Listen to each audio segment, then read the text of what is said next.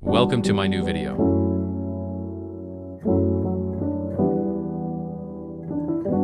To transfer data from an Android phone to an iPhone, the easiest method is Apple's move to iOS app. Make sure your phone is fully charged or 50%. All details how to make you need to transfer data. You can check my description.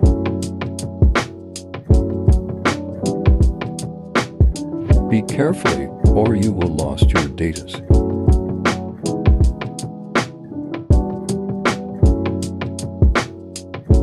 Easy way to transfer.